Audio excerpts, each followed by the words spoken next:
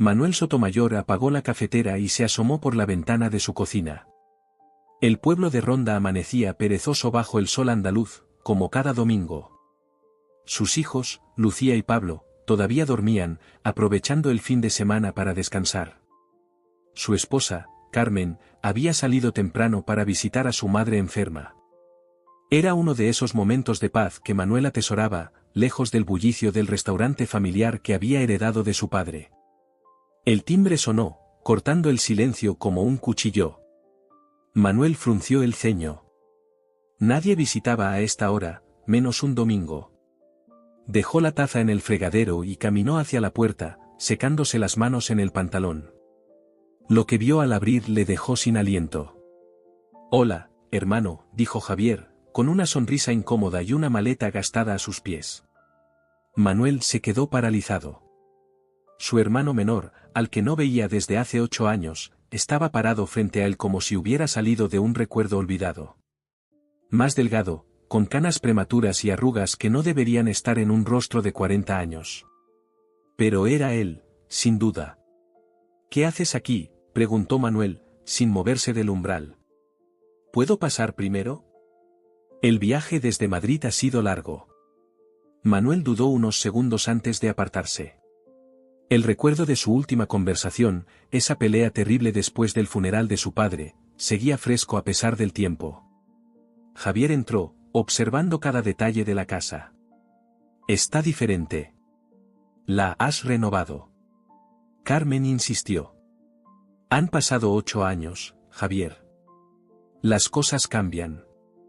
La tensión era palpable mientras se sentaban en la sala. Manuel no ofreció café ni cortesías. Esperó, con los brazos cruzados sobre el pecho, a que su hermano hablara. «Sé que te sorprende verme», comenzó Javier, pasándose una mano por el pelo canoso. «A mí también me sorprende estar aquí, la verdad». «¿Por qué has vuelto? ¿Qué quieres?». Javier suspiró. «Directo al grano, como siempre. Mira, Manuel, he tenido problemas. El negocio quebró hace 3 meses. No tengo trabajo, no tengo casa, y...».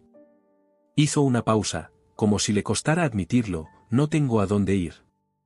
Manuel sintió que la ira y la compasión luchaban dentro de él. Javier siempre había sido así, ambicioso, impulsivo, persiguiendo sueños imposibles. Cuando su padre murió, Javier había exigido vender el restaurante familiar para tener capital e iniciar su propio negocio en Madrid. Manuel se había negado rotundamente. El restaurante era la vida de su padre, su legado. La discusión terminó con Javier gritando que nunca quiso la vida provinciana que Manuel había aceptado, que estaba harto de vivir a la sombra de un fantasma. Se marchó esa misma noche, y solo supieron de él por llamadas ocasionales a su madre, antes de que ella también falleciera hace 3 años. «¿Y qué esperas que haga yo?», preguntó Manuel finalmente. «Necesito un lugar donde quedarme un tiempo. Solo hasta que pueda reorganizarme y encontrar trabajo. Te lo pagaré, te lo prometo». «¿Con qué dinero?». «Acabas de decir que estás en la ruina». «Trabajaré. Lo que sea. Puedo ayudarte en el restaurante». Manuel casi se ríe. «¿Tú? ¿El que dijo que prefería morir antes que servir mesas en un pueblo aburrido?». Javier bajó la mirada. «La gente cambia, Manuel. A veces de la peor manera». En ese momento, Pablo apareció en las escaleras, frotándose los ojos somnolientos. A sus 16 años, era la viva imagen de su abuelo. «¿Papá?». «¿Quién es?», se detuvo al ver al extraño. «Es tu tío Javier», respondió Manuel. «Mi hermano». Pablo parpadeó, sorprendido. Había oído hablar de su tío, por supuesto, pero como se habla de un personaje lejano, casi ficticio. «Hola, Pablo», dijo Javier, poniéndose de pie. «La última vez que te vi apenas llegabas a mi rodilla». El chico se acercó con curiosidad. «¿Vas a quedarte?». Javier miró a Manuel, esperando una respuesta. «Eso estamos discutiendo», dijo Manuel secamente. El sonido de la puerta anunció la llegada de Carmen. Entró cargando una bolsa de la panadería, pero se detuvo en seco al ver la escena.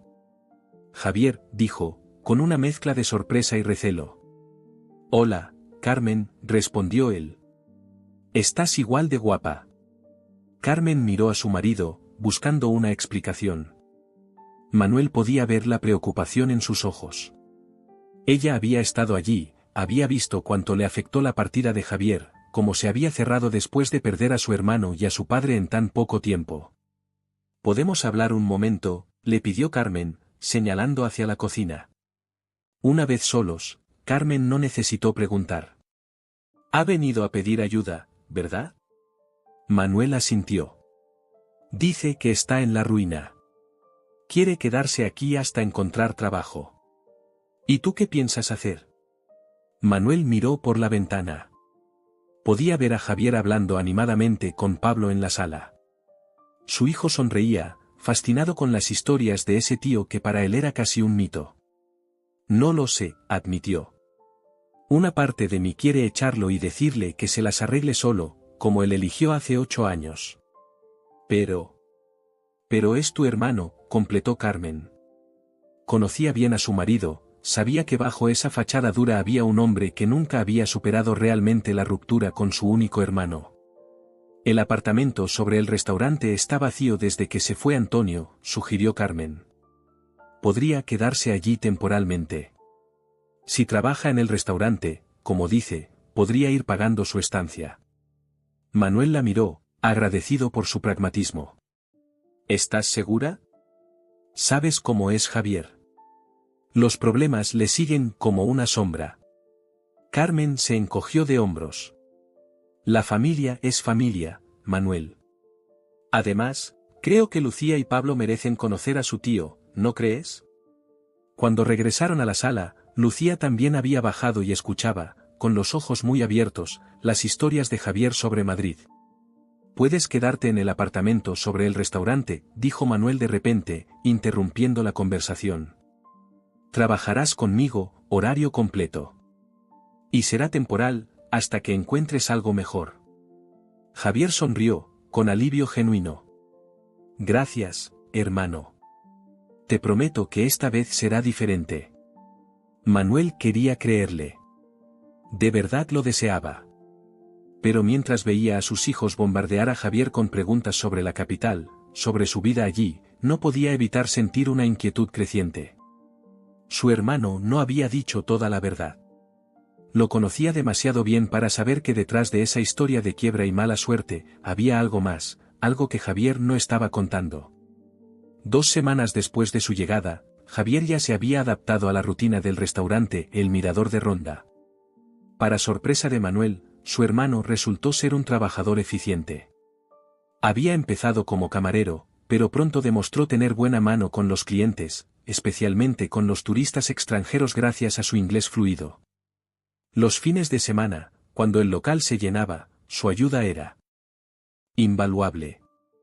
Sin embargo, Manuel no podía evitar observarlo con recelo. Notaba cosas, llamadas que Javier atendía alejándose del resto, su nerviosismo cuando sonaba el teléfono del restaurante, como evitaba hablar de ciertos periodos de su vida en Madrid. Una tarde, mientras hacían el inventario en la bodega, Manuel decidió abordar el tema. ¿Cuándo vas a contarme qué pasó realmente en Madrid? Javier, que estaba contando botellas de vino, se detuvo y lo miró como si le hubiera pillado robando. Ya te lo conté. El negocio quebró. Y eso es todo. No soy idiota, Javier. Te conozco desde que naciste. Sé cuando me estás ocultando algo. Javier colocó la botella que tenía en la mano con cuidado excesivo, como si temiera romperla. ¿Qué quieres que te diga, Manuel? ¿Que soy un fracasado? ¿Que lo he perdido todo? ¿Eso te haría feliz? No se trata de eso y lo sabes, respondió Manuel, intentando mantener la calma. Se trata de honestidad. Si vas a quedarte aquí, si vas a estar cerca de mi familia, necesito saber a qué nos enfrentamos. Javier soltó una risa amarga. Siempre tan dramático. No soy un criminal, si es lo que te preocupa. No he dicho eso. Pero lo piensas. Siempre has pensado lo peor de mí. Manuel respiró hondo. Esta conversación estaba yendo exactamente como las de antes, como las que acababan en gritos y puertas cerradas de golpe. Javier, solo quiero ayudarte. De verdad. Por un momento, pareció que su hermano iba a sincerarse. Hubo un destello de vulnerabilidad en sus ojos. Pero antes de que pudiera decir nada, Pablo bajó corriendo las escaleras hacia la bodega. Tío Javier. Mamá dice que hay alguien preguntando por ti arriba. El rostro de Javier perdió todo color. ¿Quién? No sé, un tipo con traje. Parece importante. Javier y Manuel intercambiaron una mirada. Sin decir palabra, ambos subieron, dejando a Pablo confundido detrás. En la entrada del restaurante, un hombre de unos 50 años, vestido con un impecable traje gris, esperaba. Al ver a Javier, sonrió con una frialdad que hizo que Manuel sintiera un escalofrío. Javier Sotomayor, por fin te encuentro, dijo el hombre, extendiendo una mano que Javier no estrechó. Me ha costado dar contigo. ¿Qué quieres, Velasco?, preguntó Javier, con una voz que Manuel nunca le había oído. Tensa, casi temerosa. Creo que eso lo sabes perfectamente, respondió Velasco, sin perder la sonrisa. Miró alrededor, apreciando el restaurante con interés calculador. Bonito local. Familiar, por lo que veo. Manuel dio un paso adelante. Soy Manuel Sotomayor, el dueño. ¿En qué puedo ayudarle? Velasco lo estudió con interés. Ah, el hermano. He oído hablar de ti. Un hombre responsable, no como nuestro amigo Javier aquí presente. Le voy a pedir que se explique o que se marche, dijo Manuel, cada vez más incómodo con la situación. Solo estoy aquí para recordarle a tu hermano una deuda pendiente. Una bastante importante, explicó Velasco, sacando una tarjeta de visita que ofreció a Manuel. Soy abogado. Represento a varios inversores que confiaron en el proyecto de Javier en Madrid.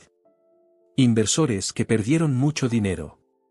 Manuel tomó la tarjeta mecánicamente, mientras miraba a su hermano buscando una explicación.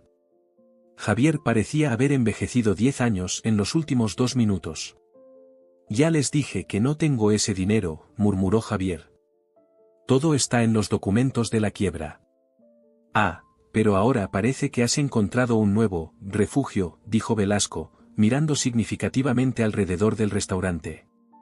Mis clientes están dispuestos a ofrecerte un nuevo plan de pago. Sería una lástima que este bonito negocio familiar se viera afectado por tus problemas. Manuel sintió que la sangre le hervía. Creo que es hora de que se vaya, señor Velasco. Cualquier asunto legal puede tratarlo con el abogado de mi hermano. Por supuesto, concedió Velasco, ajustándose el nudo de la corbata. Solo quería hacer una visita personal. Siempre es mejor tratar estos asuntos cara a cara. Se dirigió a Javier. Tienes una semana para llamarme, o la próxima visita no será tan amistosa. Cuando Velasco se marchó, el silencio entre los hermanos era ensordecedor. Carmen, que había presenciado todo desde la barra, se acercó. ¿Qué ha sido eso? Javier se dejó caer en una silla, pasándose las manos por la cara.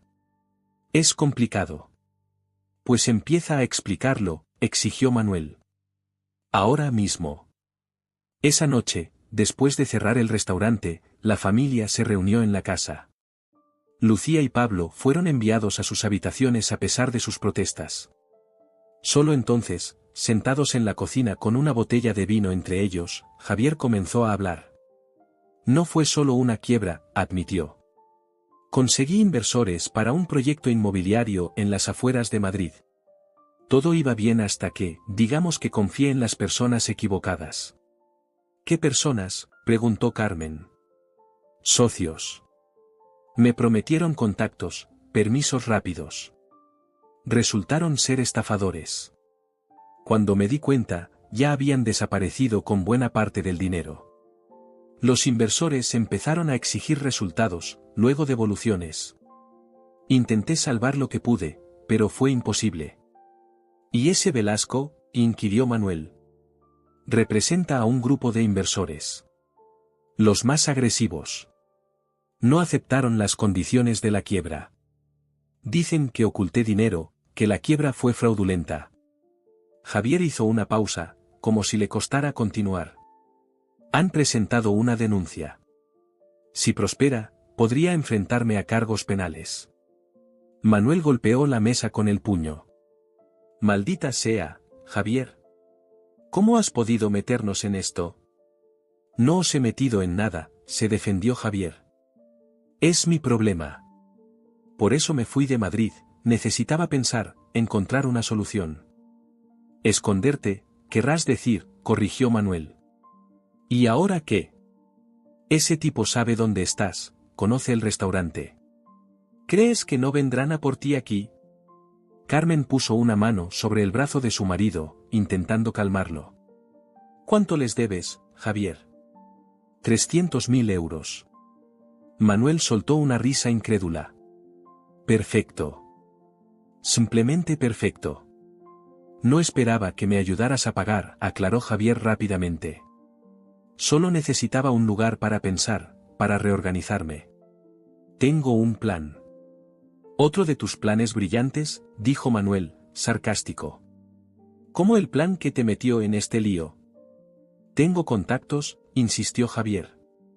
Gente que aún me debe favores en Madrid. Puedo conseguir al menos parte del dinero. Carmen, siempre la voz de la razón, intervino, necesitamos hablar con un abogado. Un buen abogado, no cualquiera. Tenemos que saber exactamente a qué nos enfrentamos. Manuel miró a su esposa, luego a su hermano. Se sentía traicionado, utilizado. Pero también preocupado. A pesar de todo lo que había pasado entre ellos, Javier seguía siendo su hermano pequeño, el niño que le seguía a todas partes cuando eran pequeños, admirando cada cosa que hacía. Mañana llamaré a Rodrigo, decidió finalmente. Es el mejor abogado de Ronda. Veremos qué nos dice. Javier asintió, agradecido. Lo siento, Manuel.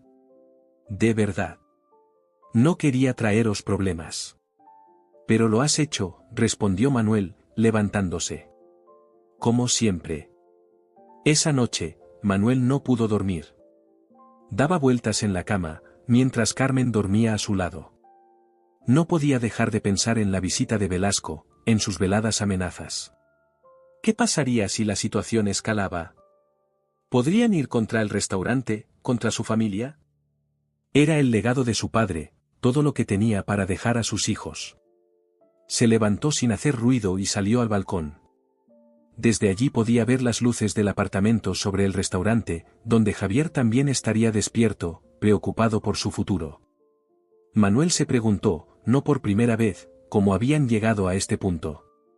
Como dos hermanos que una vez fueron inseparables ahora vivían como extraños cargados de recelos.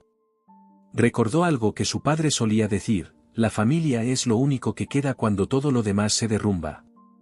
Quizás era momento de recordar esas palabras.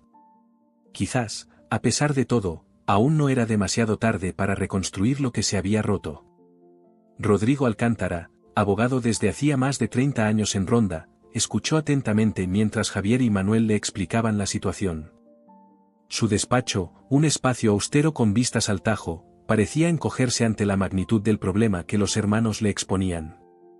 300.000 euros no es una cantidad pequeña, dijo finalmente, quitándose las gafas para limpiarlas meticulosamente con un pañuelo.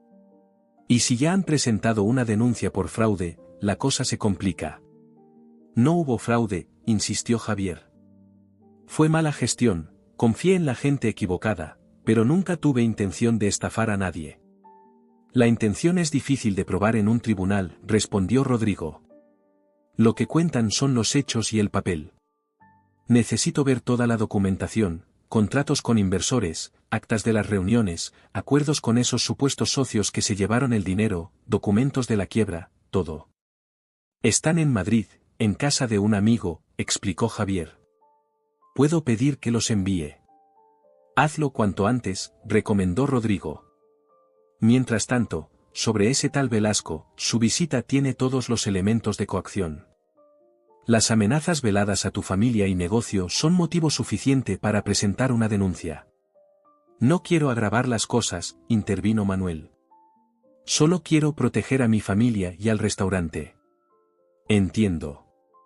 Pero a veces, el mejor ataque es una buena defensa. Con una denuncia por coacción podríamos ganar algo de tiempo y, quizás, mejorar tu posición en cualquier negociación futura. Rodrigo volvió a ponerse las gafas.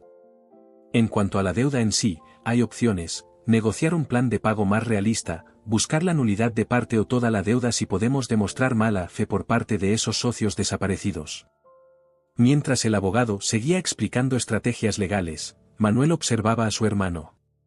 Javier parecía realmente arrepentido, no como otras veces en el pasado cuando se metía en problemas y luego se sacudía la responsabilidad con una sonrisa.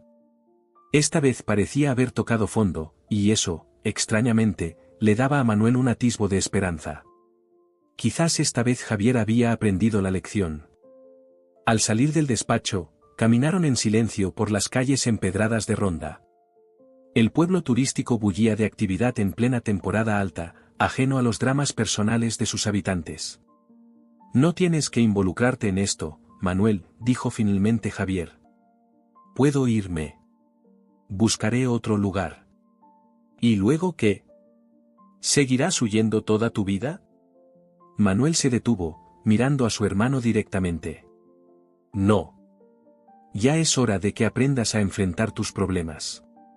Y aunque me cueste admitirlo, somos familia. No voy a darte la espalda. Javier pareció sorprendido por esta declaración. Gracias, murmuró. Sé que no lo merezco. No lo hago solo por ti, aclaró Manuel. Lo hago por papá, por mamá. Es lo que ellos habrían querido. Y, añadió con un suspiro, lo hago por Lucía y Pablo.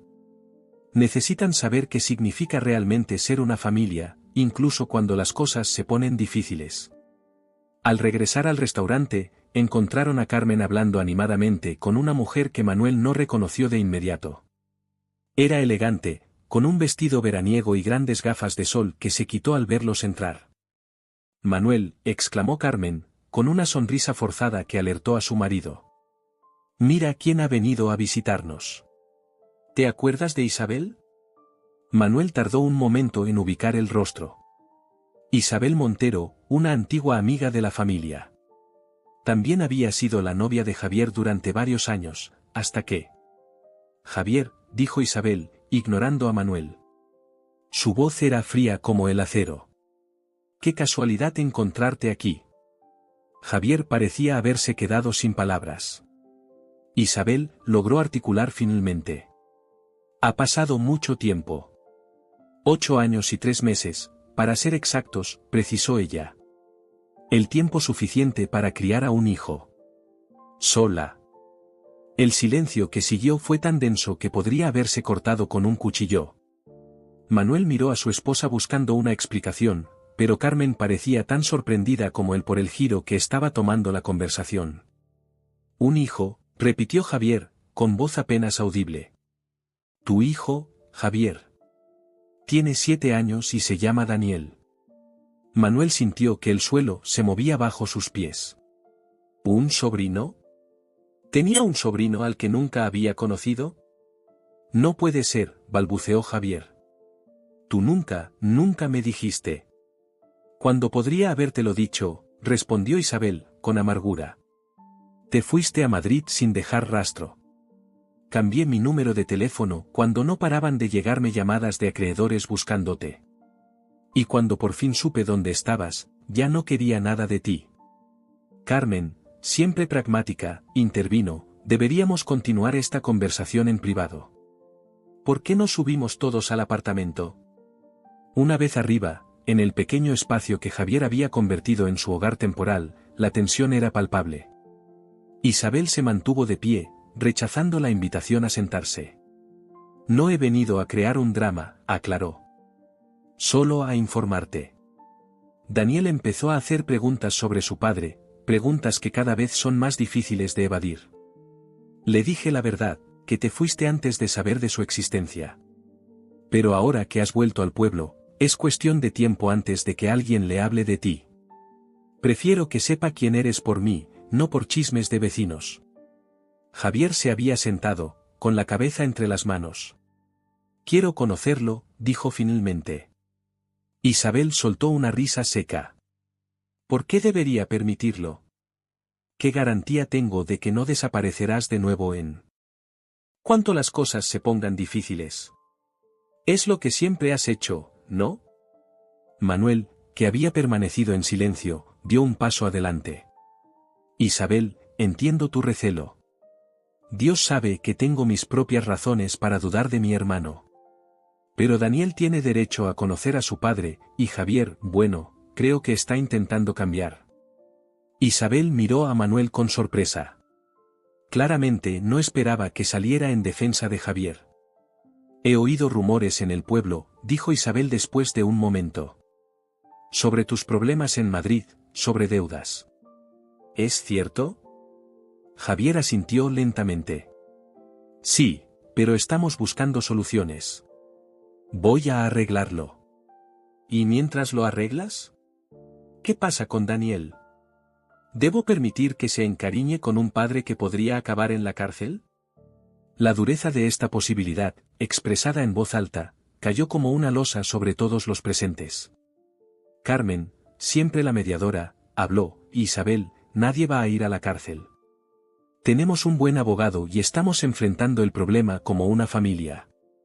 Si nos das tiempo, si le das a Javier una oportunidad. Tiempo, repitió Isabel.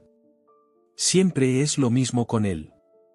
Necesita tiempo, una oportunidad más. Suspiró profundamente, como si el peso de años de decepción la aplastara. Daniel va a la escuela primaria del pueblo. Sale a las 2. Si quieres verlo. Hizo una pausa, como si reconsiderara, puedes venir a casa mañana a las 5. Pero te advierto, Javier, si esto es solo otro de tus impulsos, si le haces daño. No lo haré, prometió Javier, con una convicción que sorprendió a Manuel. Gracias, Isabel. No te arrepentirás. Cuando Isabel se marchó, el apartamento quedó sumido en un silencio pesado. Carmen fue la primera en romperlo. ¿Un hijo? ¿Has tenido un hijo todo este tiempo y no lo sabías? Javier negó con la cabeza, todavía procesando la noticia. Isabel y yo terminamos justo antes de irme a Madrid. Estaba enfadada, dolida. Nunca mencionó un embarazo. ¿Y no se te ocurrió preguntarle en todos estos años?, inquirió Manuel, incapaz de ocultar cierto tono acusatorio. No, exclamó Javier, levantándose. ¿Cómo iba a imaginarlo? Después de irme, intenté llamarla algunas veces, pero había cambiado su número, como ha dicho. Luego, la vida siguió, supongo. La vida siguió, repitió Manuel. Mientras tanto, hay un niño, tu hijo, creciendo sin un padre. No es justo, Manuel, intervino Carmen. No podía saber lo que no le dijeron. Manuel suspiró.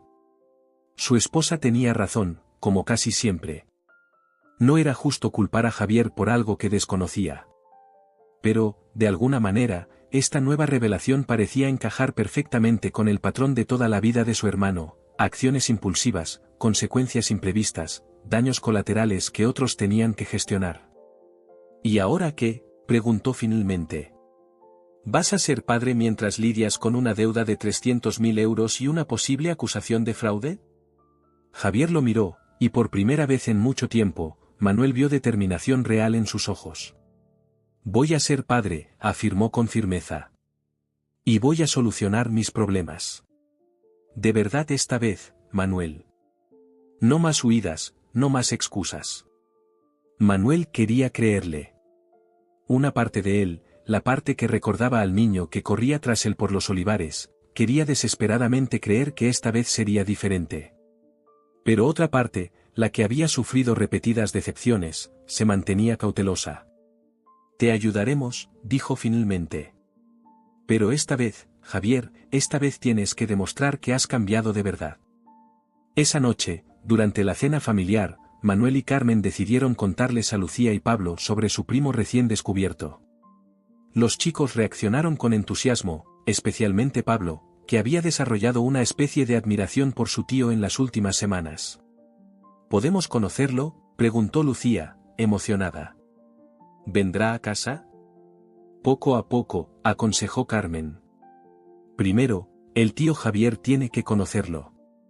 Luego, veremos.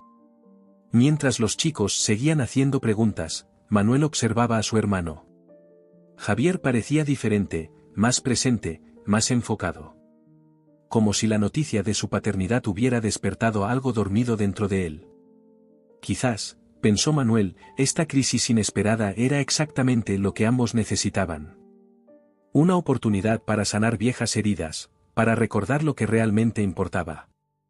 Los lazos de sangre iban más allá de errores y resentimientos. Eran lo único permanente en un mundo donde todo lo demás podía desmoronarse. A las 5 menos cuarto, Javier ya estaba dando vueltas frente a la casa de Isabel. Era una típica vivienda andaluza en el centro histórico de Ronda, con geranios asomando por las macetas de la ventana y una puerta azul descolorida por el sol. Manuel había insistido en acompañarlo, pero Javier se negó. Este momento tenía que afrontarlo solo. Se había vestido con cuidado, pantalones oscuros, una camisa limpia, zapatos que Carmen le había ayudado a elegir. Incluso se había cortado el pelo. En su mano sostenía un pequeño paquete envuelto en papel colorido. Las 5 menos 5. Javier respiró hondo y cruzó la calle. Recordó cuando conoció a Isabel, 15 años atrás, en la feria de Ronda. Era la amiga de una amiga, una chica de ojos brillantes que estudiaba en Granada y que regresaba a su pueblo en vacaciones. Se enamoraron rápido, como suele ocurrir a los 20 y pocos, y durante años planearon un futuro juntos. Hasta que la rutina, los sueños divergentes y su propia inquietud lo estropearon todo. El timbre sonó con un eco lejano dentro de la casa. Javier contuvo la respiración. Pasos acercándose, la llave girando en la cerradura. Isabel apareció, vestida de forma sencilla pero elegante, como siempre. Puntual, observó ella, con una expresión indescifrable. Pasa. La casa era pequeña pero acogedora, decorada con sencillez y buen gusto. Fotos enmarcadas en las paredes, muchas de ellas de un niño en diferentes edades, en la playa, soplando velas, con uniforme escolar. Daniel está en su habitación, explicó Isabel. Le he dicho que eres un amigo de la familia que acaba de volver al pueblo. No sabe, no le he contado quién eres realmente. Javier asintió, comprendiendo. Es lo mejor. Ir poco a poco.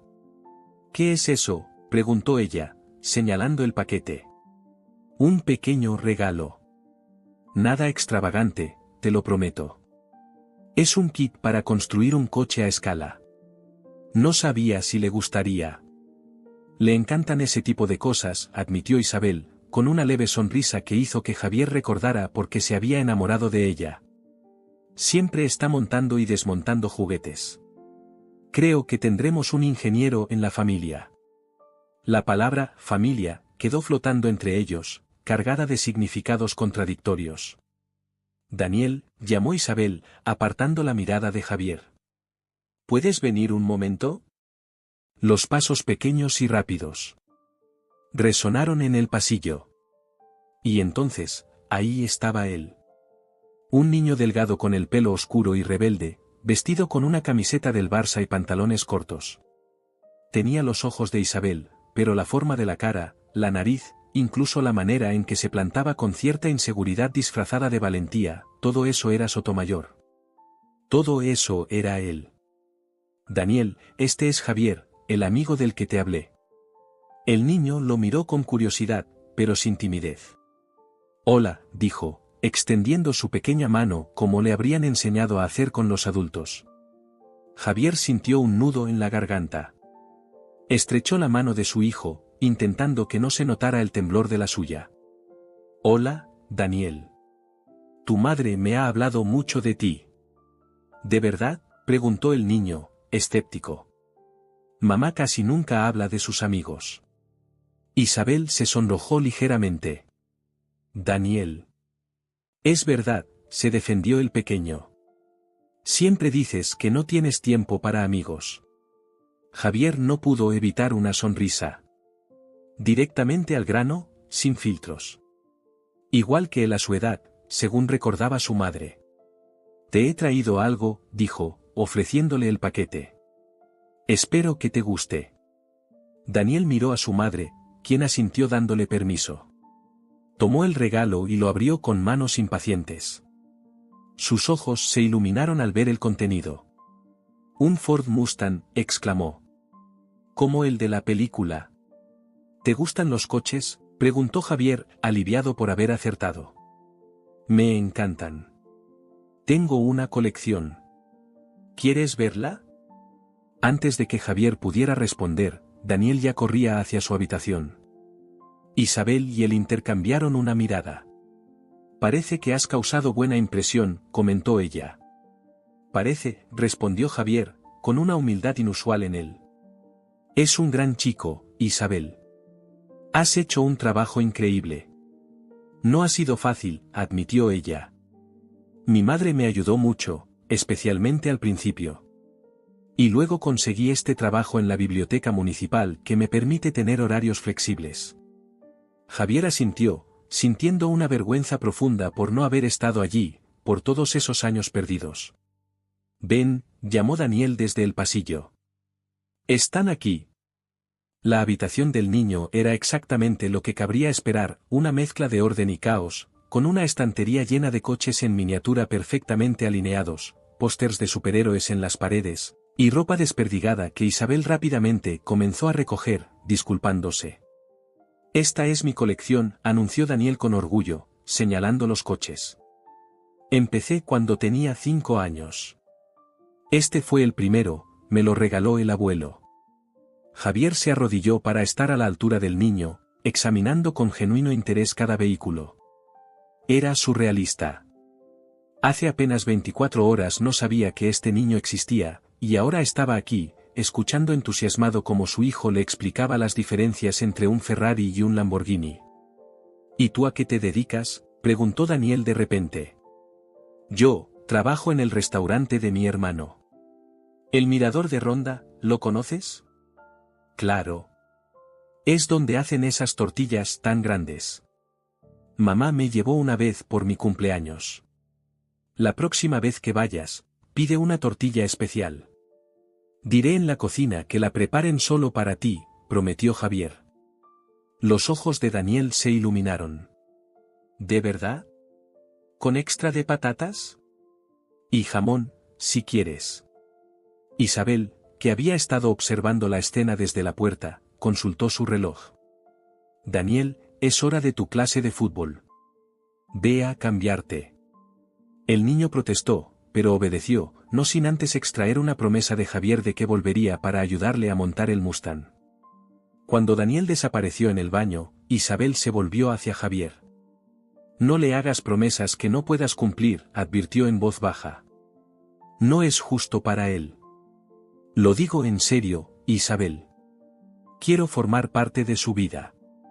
¿Incluso con todos tus problemas pendientes? ¿Qué pasará cuando Velasco y sus clientes vengan a por ti? ¿Qué le diré a Daniel entonces? Javier se acercó, bajando también la voz.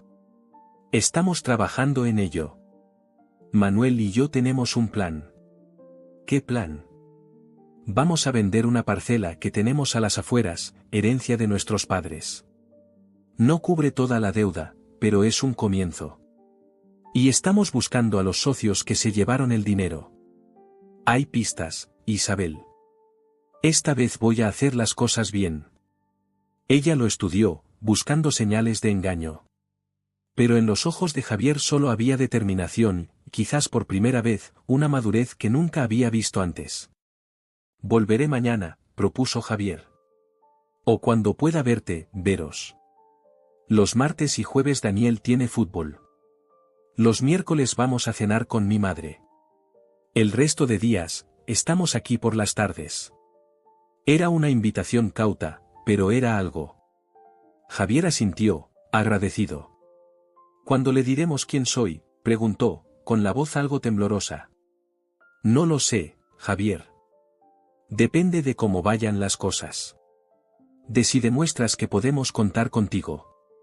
Lo haré, prometió él. Te lo juro, Isabel. Daniel regresó, ya cambiado, con una pequeña mochila deportiva. Se despidió de Javier con un entusiasmo que hizo que algo se encogiera en el pecho del hombre. Ver marchar a su hijo, sabiendo que había perdido 7 años de su vida, fue una de las experiencias más dolorosas que Javier recordaba. De regreso al restaurante, caminó despacio, procesando todo lo ocurrido. Los cafés abarrotados de turistas, las tiendas de recuerdos, las vistas panorámicas del famoso puente sobre el Tajo, todo parecía diferente ahora. Como si el mundo hubiera cambiado de color.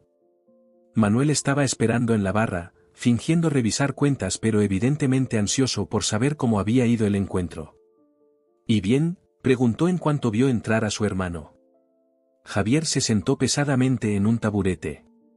Es igual que yo a su edad, dijo, con una mezcla de orgullo y remordimiento. Colecciona coches en miniatura. Le gusta el fútbol. Es listo, directo, es un gran niño, Manuel. ¿Le has dicho quién eres? No. Isabel cree que es mejor ir despacio, y tiene razón. Javier miró a su hermano con intensidad. Manuel, tengo que arreglar esto. Todo. Por él. Manuel asintió, reconociendo la resolución en los ojos de su hermano. Lo haremos, prometió. Juntos. Esa noche, en su pequeño apartamento sobre el restaurante, Javier sacó una vieja caja que había traído de Madrid. Entre papeles y recuerdos, encontró una foto, él e Isabel, jóvenes y sonrientes, en la feria de Ronda. En ella, Javier tenía el brazo sobre los hombros de Isabel, y ella lo miraba con esa mezcla de exasperación y cariño que siempre le había dedicado. Sin saberlo, en ese momento ya llevaba a Daniel en su vientre. Javier lloró esa noche, por primera vez en muchos años. Lloró por el tiempo perdido, por los errores cometidos, por el niño que había crecido sin él. Pero también, de alguna manera, por la oportunidad inesperada de redención que le había concedido. Una oportunidad que no pensaba desperdiciar. En los días siguientes, Javier cayó en una rutina que nunca hubiera imaginado. Por las mañanas y noches trabajaba en el restaurante, demostrando una dedicación que sorprendió incluso a Manuel. Por las tardes, visitaba a Daniel, ayudándole con los deberes, jugando con él, o simplemente conversando. Poco a poco, una relación comenzaba a formarse. Isabel observaba esta transformación con cautela. Conocía demasiado bien a Javier, sus entusiasmos pasajeros, sus promesas incumplidas. Pero también notaba algo diferente esta vez, una constancia que nunca había mostrado antes. Una tarde, mientras Daniel jugaba fútbol en el parque con otros niños, Isabel y Javier se sentaron en un banco cercano. Se está encariñando contigo, comentó ella, mirando a su hijo correr tras el balón. Y yo con él, respondió Javier. Es increíble cómo puede cambiar todo en tan poco tiempo. Hace un mes ni siquiera sabía que tenía un hijo, y ahora no puedo imaginar la vida sin él. Isabel lo miró de reojo. ¿Cómo van tus problemas con Velasco? La expresión de Javier se ensombreció. Hemos conseguido algo de tiempo. Rodrigo presentó una denuncia por las amenazas, y eso los ha frenado momentáneamente. Pero no durará para siempre. ¿Y el dinero? La parcela está a la venta. Manuel ha encontrado un posible comprador, un empresario de Málaga interesado en construir apartamentos turísticos. Pero aún faltan 150.000 euros. Isabel suspiró. ¿Has pensado en lo que significaría para Daniel si acabas? No pudo terminar la frase. ¿En la cárcel?, completó Javier. Sí, pienso en ello cada día. Por eso no puedo permitirlo, Isabel. Encontraré una solución. El silbato del entrenador resonó en el parque, señalando el final del partido. Daniel vino corriendo hacia ellos, sudoroso y sonriente. Hemos ganado. ¿Me has visto marcar, Javier? Claro que sí. Un golazo digno de Messi, respondió Javier, revolviéndole el pelo empapado. ¿Podemos ir por un helado?, preguntó Daniel, ya recuperando el aliento. Isabel asintió, viendo lo tarde que era. Solo uno pequeño. Luego a casa, que mañana hay escuela. Mientras caminaban hacia la heladería, Daniel se adelantó, correteando con la energía inagotable de la infancia. Isabel aprovechó para hablar en privado. Daniel me ha preguntado si puedes venir a cenar mañana, dijo. Mi madre también vendrá. Javier se detuvo, sorprendido. ¿Tu madre? ¿Está de acuerdo con esto? Isabel hizo una mueca. No exactamente. Pero Daniel se lo contó, y ahora quiere conocerte, o reconocerte, mejor dicho. No está muy contenta conmigo por permitir que te acerques a él. No la culpo, admitió Javier. Después de cómo me comporté. Eso fue hace mucho, cortó Isabel. De todas formas, es mejor que lo hablemos todo. Si vas a formar parte de la vida de Daniel, mi madre también estará ahí. Por supuesto. Allí estaré. Al día siguiente, en el restaurante, Manuel notó que su hermano estaba inusualmente callado mientras preparaban las mesas para el servicio de almuerzo. ¿Todo bien?, preguntó. Pareces preocupado. Ceno esta noche con Isabel, Daniel y Dolores. Manuel silbó por lo bajo. ¿La madre de Isabel? Vaya. La última vez que la viste. Me amenazó con una sartén, sí. Tengo buena memoria. Ambos hermanos rieron, rompiendo la tensión. Pero la risa de Javier se apagó rápidamente. No es solo eso, confesó. Anoche no dormí pensando en la situación.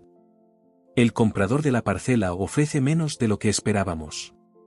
Y aunque consiguiéramos el precio completo, seguiría faltando mucho dinero. Manuel asintió, comprendiendo la gravedad. Y mientras tanto, el plazo que nos dio Velasco se acerca.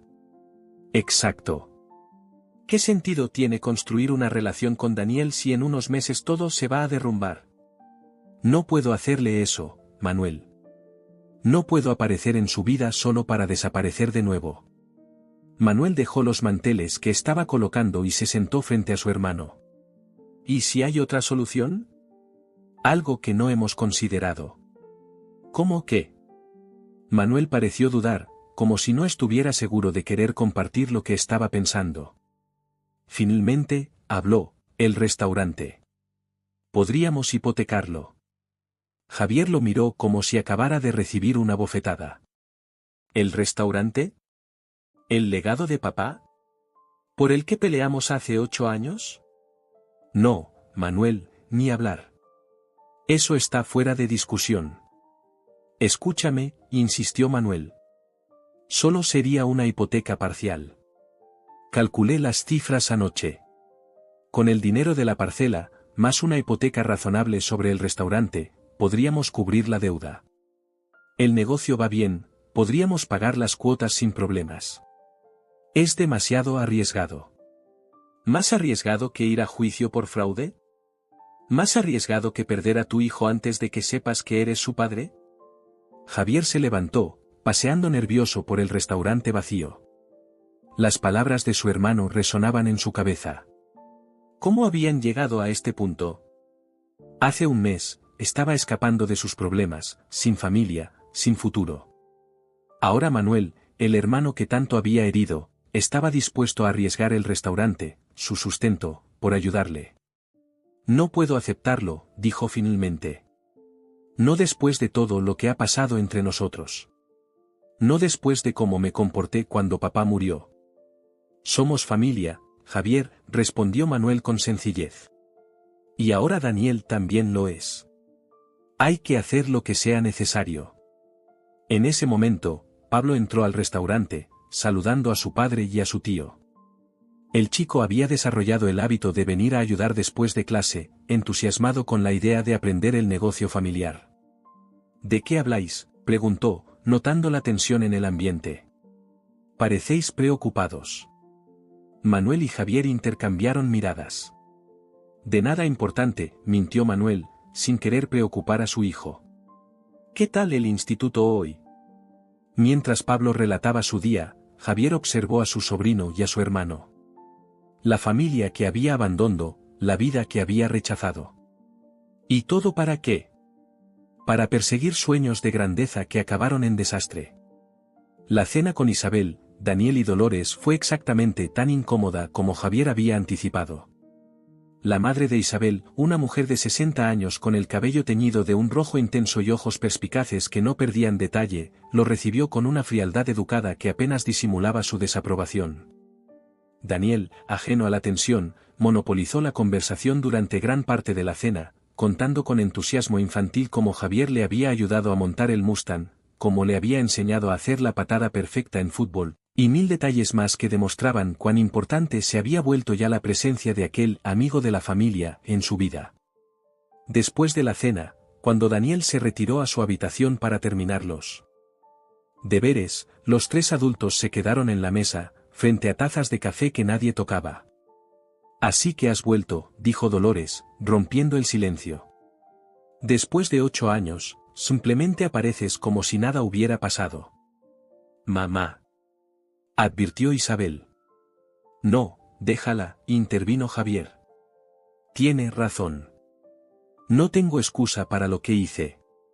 No sabía lo de Daniel, pero eso no justifica que desapareciera como lo hice. Mi hija y mi nieto lo han pasado muy mal», continuó Dolores. «¿Sabes cuánto trabajó Isabel para mantenerse a flote? Las noches que pasó en vela cuando Daniel tenía fiebre y ella estaba sola. ¿Los cumpleaños donde el niño preguntaba por su padre?» Cada palabra era como un cuchillo clavándose en el pecho de Javier, pero sabía que merecía escucharlas. «No puedo cambiar el pasado», admitió. «Pero puedo estar presente ahora. Si me lo permiten». Dolores lo miró fijamente, evaluándolo. «¿Y cómo sabemos que no volverás a desaparecer cuando las cosas se pongan difíciles?» Isabel me contó sobre tus problemas. Deudas, posibles cargos legales, ¿qué clase de estabilidad puedes ofrecerle a Daniel? Era la misma pregunta que Javier se había estado haciendo. Estoy trabajando en ello, respondió, sabiendo lo débil que sonaba. Tengo un plan para resolver todo. ¿Qué plan?, preguntó Isabel, que hasta ahora había permanecido callada. Javier tomó aire. Lo que estaba a punto de proponer cambiaría todo, pero después de semanas de darle vueltas, parecía la única solución viable. Quiero vender mi parte del restaurante a Manuel, declaró. Con eso, más el dinero de la parcela, podré pagar la deuda y empezar de nuevo. Aquí, en Ronda. Cerca de Daniel. Conseguiré otro trabajo, algo estable. Isabel y Dolores lo miraron con sorpresa. «¿Vender tu parte del restaurante?», repitió Isabel. «Pero eso fue lo que causó la pelea con tu hermano en primer lugar. Dijiste que nunca venderías, que era tu derecho». «Las cosas han cambiado», interrumpió Javier. «Yo he cambiado. El restaurante es más importante para Manuel que para mí. Siempre lo fue. Y Daniel es más importante para mí que cualquier negocio o herencia». Se hizo un silencio mientras las dos mujeres asimilaban sus palabras. Finalmente, Dolores habló, palabras bonitas. «Pero ya te conocemos, Javier. Llevo 30 años viéndote crecer, desde que eras un niño inquieto que siempre buscaba la forma fácil de hacer las cosas. La gente como tú no cambia de la noche a la mañana». «No ha sido de la noche a la mañana», respondió Javier, con una calma que sorprendió incluso a él mismo. «Han sido 8 años de equivocarme una y otra vez, de darme cuenta lentamente de lo que realmente importa. Y luego, conocer a Daniel, eso lo cambió todo». Isabel alargó la mano y tomó la de su madre. «Creo que deberíamos darle una oportunidad, mamá. Por Daniel. Necesita a su padre en su vida». Dolores no parecía convencida, pero asintió lentamente. «Está bien. Pero te estaré vigilando, Javier Sotomayor. Y si haces sufrir a mi nieto, te perseguiré hasta el fin del mundo. Y esta vez no será solo una amenaza con la sartén». A pesar de la tensión, Javier no pudo evitar sonreír. «No esperaría menos, Dolores». Más tarde esa noche, de vuelta en su apartamento, Javier se sentó frente a una pequeña mesa donde había desplegado todos sus papeles, documentos de la quiebra, contratos de inversores, la tasación de la parcela, la escritura de su parte del restaurante. Todo lo que había acumulado en años de malas decisiones y sueños rotos. Tomó su teléfono y marcó el número de Manuel. «Necesito hablar contigo», dijo en cuanto su hermano respondió. «Es importante». «¿Ha pasado algo con Daniel?», preguntó Manuel, preocupado. «No, él está bien. Es sobre nosotros. Sobre el restaurante». «¿Ahora?» «Son casi las 12. «Ahora», confirmó Javier. «Bajo en un minuto». Cuando los hermanos se reunieron en el restaurante vacío, iluminado solo por la luz tenue que venía de la cocina, Javier expuso su plan. No era la propuesta de Manuel, de hipotecar el negocio. Era algo más definitivo, algo que cambiaría sus vidas para siempre. Manuel escuchó en silencio, su rostro pasando de la sorpresa a la incredulidad, y finalmente a una emoción que Javier no supo identificar. Cuando terminó de hablar, Manuel se levantó y se acercó a la pared donde colgaban las fotos de la familia, sus padres el día de la inauguración, ellos dos de niños ayudando en la cocina, Lucía y Pablo celebrando cumpleaños entre las mesas. «¿Estás seguro de esto?», preguntó finalmente, sin volverse. «Nunca he estado más seguro de nada», respondió Javier. Un mes después, Manuel estaba firmando los papeles que lo convertían en el único propietario del Mirador de Ronda. El notario, un hombre mayor que conocía a la familia desde hacía décadas, parecía sorprendido por el acuerdo, pero no hizo comentarios mientras los hermanos estampaban sus firmas en los documentos. «Entonces, ¿está hecho?», preguntó Javier cuando salieron a la calle, bajo el sol implacable de julio. «Está hecho», confirmó Manuel. «Ahora solo falta transferir el dinero a la cuenta designada por Rodrigo para el acuerdo con los inversores». Caminaron en silencio hacia el banco. El plan que habían elaborado era simple en teoría, pero había requerido semanas de negociaciones tensas. Javier vendía su parte del restaurante a Manuel, quien obtenía un préstamo utilizando el negocio como garantía. Con ese dinero, más lo obtenido por la venta de la parcela, Javier liquidaría la deuda con los inversores a través de un acuerdo negociado por Rodrigo, pago inmediato del 80% del total a cambio de retirar todas las acusaciones legales. Velasco había aceptado a regañadientes, consciente de que era más de lo que podrían recuperar por vía judicial, especialmente con la denuncia por amenazas pendiente sobre él. «¿Estás seguro de que no te arrepentirás?», preguntó Manuel mientras esperaban su turno en el banco. No era la primera vez que lo preguntaba en el último mes. Javier negó con la cabeza. «El restaurante siempre fue más tuyo que mío. Tú lo amabas, yo solo lo veía como, no sé, una obligación, una carga. Ahora tienes lo que siempre quisiste, y yo puedo empezar de nuevo. Sin deudas, sin amenazas legales. ¿Y después? ¿Qué harás?». Javier sonrió. «Tengo una entrevista la semana que viene. En el Hotel Parador. Buscan jefe de recepción. El director es amigo de Rodrigo». Manuel asintió, impresionado. «Trabajo estable, horarios regulares». «Casi no te reconozco, hermano». «Yo mismo apenas me reconozco», admitió Javier. «Pero se siente bien. Como si finalmente hubiera encontrado mi lugar». Cuando salieron del banco, la transacción completada, ambos se detuvieron frente a la plaza donde solían jugar de niños. «¿Recuerdas cuando rompimos el cristal de la ferretería con un balón?», preguntó Manuel, sonriendo. «Ante el recuerdo. Papá nos hizo trabajar 2 veranos para pagarlo. ¿Cómo olvidarlo?». «Fue la primera vez que entendí que las acciones tienen consecuencias», respondió Javier. «Aunque parece que necesité un recordatorio más contundente para que la lección calara de verdad».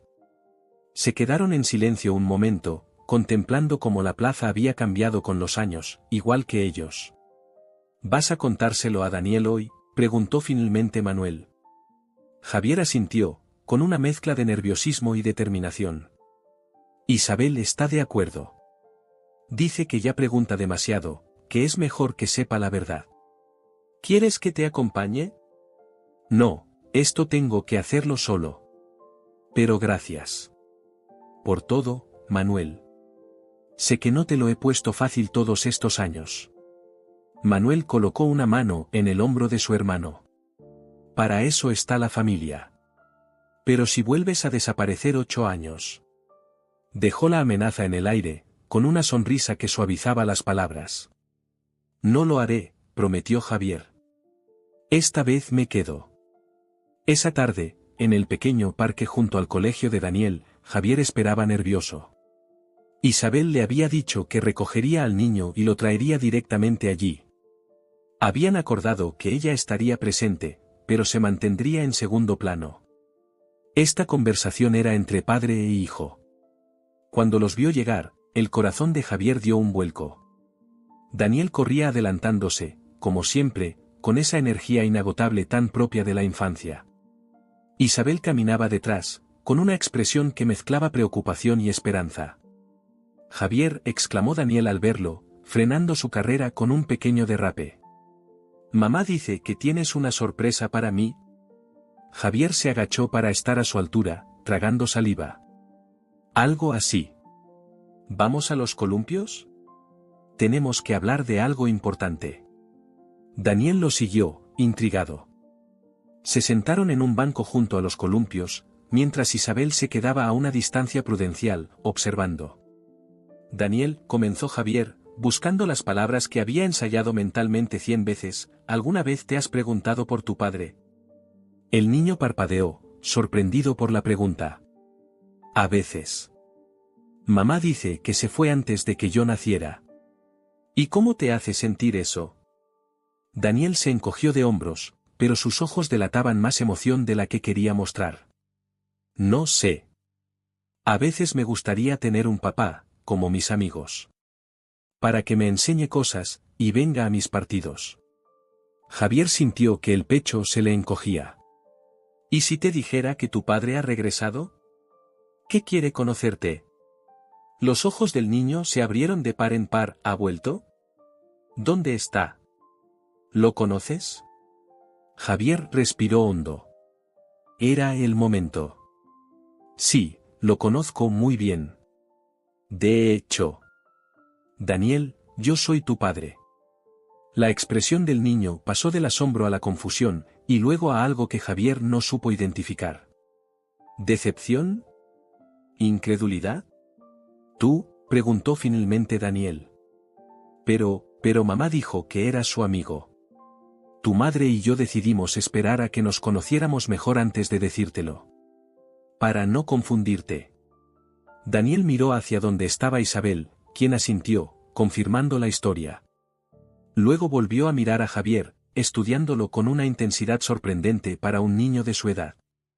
¿Por qué te fuiste?, preguntó, con una voz pequeña que contrastaba con la dureza de la pregunta. Javier sabía que esta pregunta llegaría, pero aún así dolía. Me fui porque cometí un error, Daniel. Un error muy grande. No sabía que tu madre estaba embarazada. No sabía que existías. Si lo hubiera sabido, te juro que nunca me habría ido. ¿De verdad? ¿De verdad? Javier buscó las palabras adecuadas, consciente de que este momento definiría su relación en los años venideros. Mira, no puedo cambiar el pasado. No puedo recuperar esos 7 años. Pero puedo estar aquí ahora, y todos los días que vienen. Si tú quieres que lo esté. Daniel pareció considerar esto con toda la seriedad que podía reunir un niño de 7 años. ¿Vas a vivir con nosotros?, preguntó finalmente. Javier sonrió, aliviado por la pragmática pregunta infantil. No, al menos no por ahora. Tu madre y yo no estamos juntos de esa manera. Pero viviré cerca, y podré verte siempre que quieras. ¿Y puedo llamarte papá? La pregunta, tan simple y directa, conmovió a Javier hasta las lágrimas. Me encantaría que me llamaras papá, logró responder, con la voz quebrada. Daniel, quizás incómodo con la emoción del momento, pasó rápidamente a cuestiones más prácticas. ¿Y podré ir a tu casa? ¿Tienes videojuegos? Mi amigo Miguel tiene un padre que vive en otra casa y tiene una PlayStation. Javier rió, secándose disimuladamente una lágrima. Aún no tengo videojuegos, pero podemos comprar los que quieras. Isabel se acercó entonces, viendo que la parte más difícil había pasado. ¿Todo bien?, preguntó, mirando alternativamente a padre e hijo. Daniel asintió, con una sonrisa cautelosa pero genuina. Javier es mi papá, dijo, como probando cómo sonaba. Y dice que puedo ir a su casa y que tendremos videojuegos. Isabel miró a Javier con una ceja alzada, pero sonriendo. Ya veo. Parece que habéis llegado a un acuerdo rápidamente. ¿Puedo contárselo a la abuela?, preguntó Daniel, ya recuperando su entusiasmo habitual. ¿Y a mis amigos? Claro que puedes, respondió Isabel. No es ningún secreto ahora. Los tres caminaron juntos hacia la casa, con Daniel en medio, tomando ocasionalmente la mano de Javier mientras le bombardeaba con preguntas. ¿Podría ir a buscarlo al colegio? ¿Se quedaría en Ronda para siempre? ¿Conocería a sus primos, los hijos de Manuel? Javier respondía pacientemente, maravillado por la capacidad de adaptación de los niños, por esa mezcla de fragilidad y fortaleza que hacía que Daniel pudiera procesar una noticia tan grande y seguir adelante, preocupándose por los videojuegos y las visitas futuras. Esa noche, después de cenar con Isabel y Daniel, después de leerle un cuento a su hijo por primera vez, Javier regresó a su apartamento sobre el restaurante. Pronto tendría que buscar otro lugar para vivir, un sitio propio donde Daniel pudiera tener su espacio. Se sentó en el pequeño balcón, contemplando las luces de Ronda. Abajo, en el restaurante, podía oír las voces de los clientes, las risas, el tintineo de copas y cubiertos. La vida de Manuel continuaba allí, preservando el legado familiar. Su teléfono sonó. Era un mensaje de Isabel, con una foto adjunta, Daniel dormido, abrazado a un pequeño coche a escala, el Mustang que Javier le había regalado. Ha insistido en llevárselo a la cama. Dice que es especial porque fue el primer regalo de su papá. Javier sonrió, sintiendo una felicidad que nunca había experimentado. Una felicidad tranquila, estable, basada en algo real. Su vida anterior parecía un sueño lejano, los proyectos ambiciosos, las fiestas en Madrid, la búsqueda constante de algo más grande, más emocionante. Ahora todo lo que quería estaba aquí, su hijo, la posibilidad de ser un buen padre, la reconciliación con su hermano. Rodrigo le había llamado esa tarde para confirmar que Velasco había aceptado formalmente el acuerdo.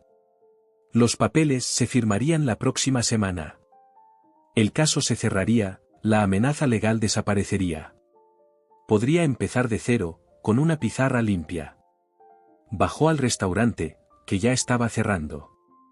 Manuel supervisaba mientras los camareros limpiaban las últimas mesas. Al ver a su hermano, lo invitó a sentarse en la barra. ¿Cómo ha ido?, preguntó, sirviéndole una copa de vino. Mejor de lo que esperaba, respondió Javier. Los niños son increíbles, Manuel. Tienen una capacidad de perdonar que nosotros, los adultos, hemos perdido en algún punto del camino. Manuel asintió, comprensivo. Pablo y Lucía están emocionados por conocer oficialmente a su primo. Pablo incluso habla de enseñarle a cocinar. Daniel no deja de hacer preguntas sobre ellos, dijo Javier. Creo que le encantará tener familia más allá de su madre y su abuela. Los hermanos brindaron en silencio, cada uno perdido en sus pensamientos. El restaurante ya vacío parecía más grande, más solemne. Las fotos familiares en las paredes observaban la escena como testigos silenciosos de todo lo que había pasado. Papá estaría orgulloso, dijo finalmente Manuel. De los dos. Javier no estaba tan seguro. ¿Después de todo lo que he hecho? ¿Los errores, las peleas, abandonar el negocio familiar? Papá siempre decía que lo importante no era no cometer errores, sino aprender de ellos, recordó Manuel. Y tú has aprendido. Has cambiado.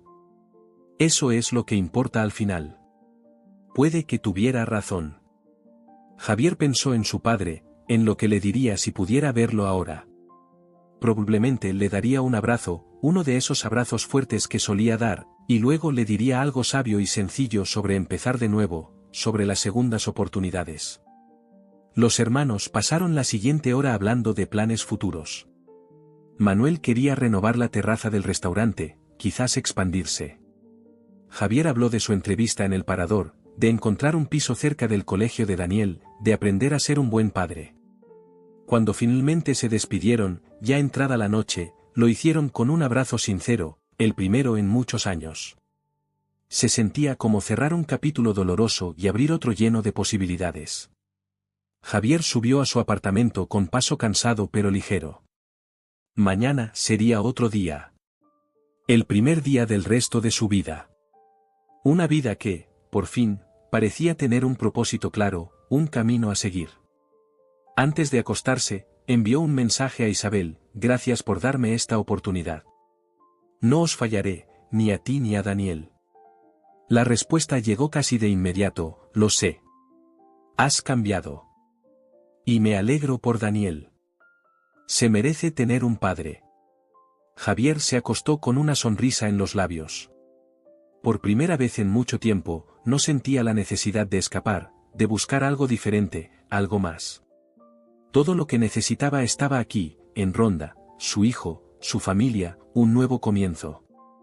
Las campanas de la iglesia sonaron en la distancia, marcando la medianoche.